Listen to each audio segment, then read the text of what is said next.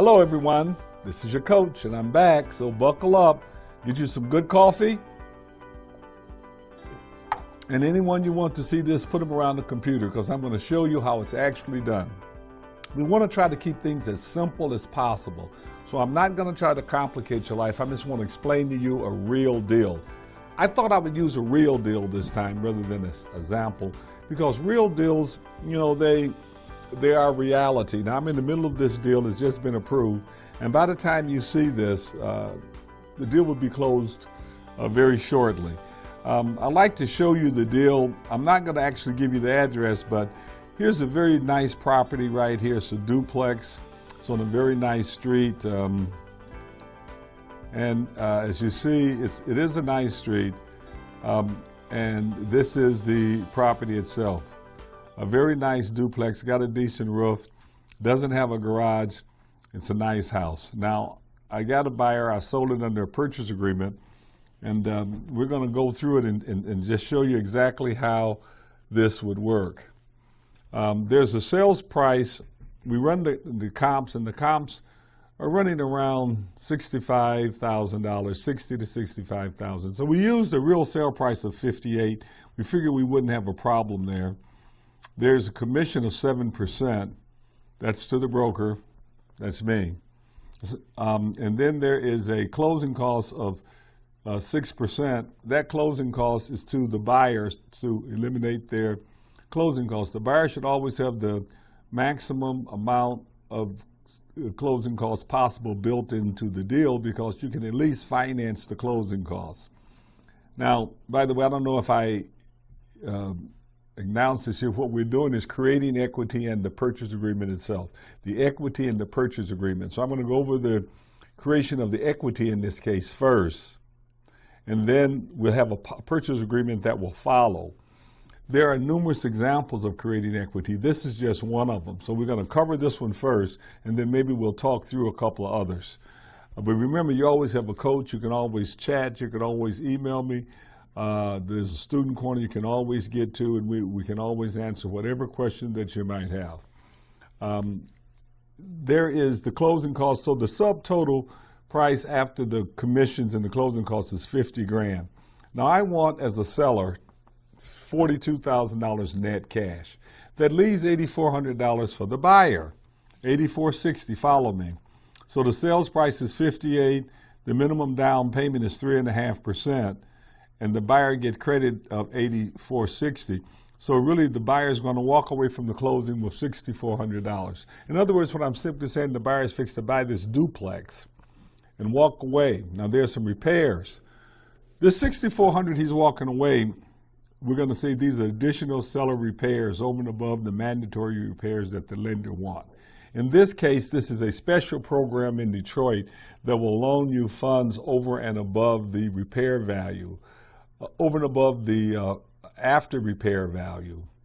That means after it's rehab, what is the value? They will loan you funds. Now there are more than one program. NACA, which has offices in 27 states, will do this. And in Detroit, we have a special program called Detroit Home Mortgage. And either one of these programs will loan over and above the after repair value to repair for improvements. So in this case, the actual sales price is $58,000. That's my sales price as a seller. The buyer have to put down 3.5%, and the buyer is going to get seller credits for additional repairs. Now, I'm not the police. I'm not going to know, is he really going to do this? But he want to finish his basement, and he want to do some other things, and I say, fine. If he changes his mind and put it on his student loans, how do I care? Well, why do I care? I really don't. It's not going to go on the HUD. And the HUD one is the closing statement. And because HUD does not want to know about this, this is not, this is the seller's money. And what the seller do, they don't want to know about it. They may be concerned, but it's not a subject matter that they particularly want to deal with. It's 100% the seller's proceeds.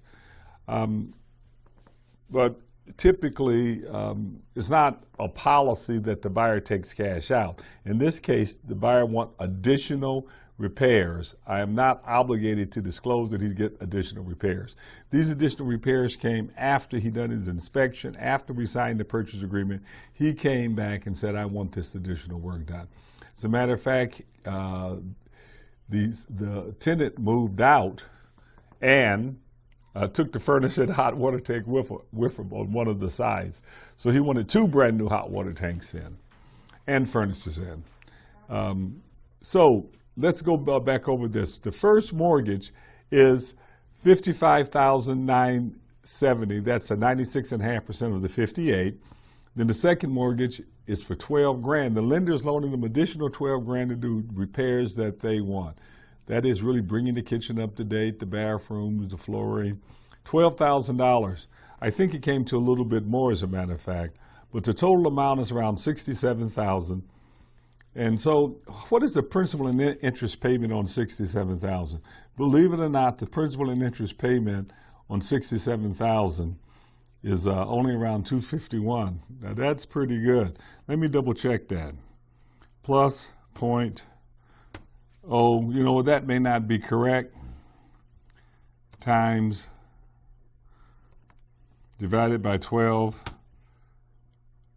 That is 424 if you go with a 7.5% debt constant.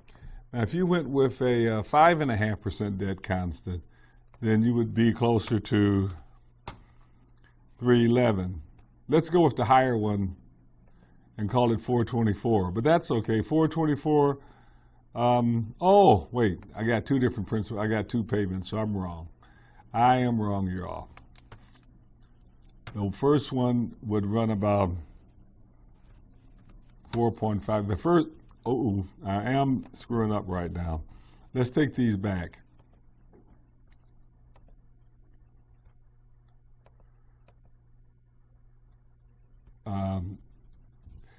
So we're going to say the highest payment is $504.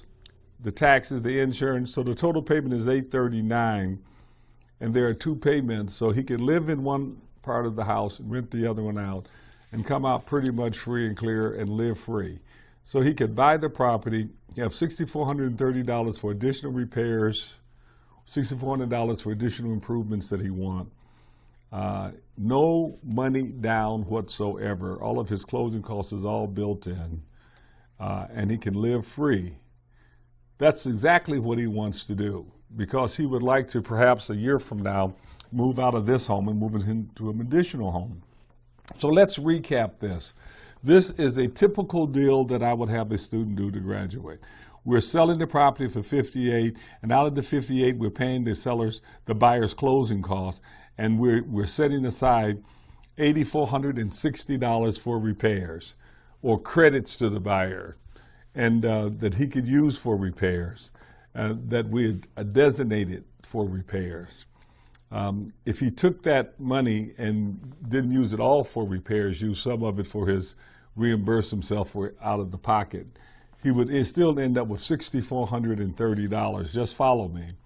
And then he would have total mortgages of $67, a first and a second mortgage. The first mortgage would be $424. Second mortgage is would be $79.18. And let's just make sure that's right, because that don't quite look right. It's plus 0.075 times the $12,000 divided by 12, $75, so around roughly $75. So it's roughly $835. I was just a little bit high. So the total payment is about $835. His rent would be about $835, $850. So he would break even, pull out the cash, buy the property, break even. That's well worth it. So another picture of the property, a nice duplex, nice commercial street. There we go. This pro forma precedes the actual purchase agreement. Now, I've thought through creatively how I'm going to do it. I'm going to use a particular home mortgage program, and I'm going to give the buyer an incentive to buy it by giving them additional dollars for improvements or whatever. Now I got to have a purchase agreement that corresponds with this pro forma, because all of these things talk. Never do a purchase agreement before you do the pro forma. You have to know the design of the investment. How are you pulling it off? And the pro forma talks to you. It tells you what you want to do. Now you got to figure out how to do it. I'll be right back with you, and we're going to get into the purchase agreement.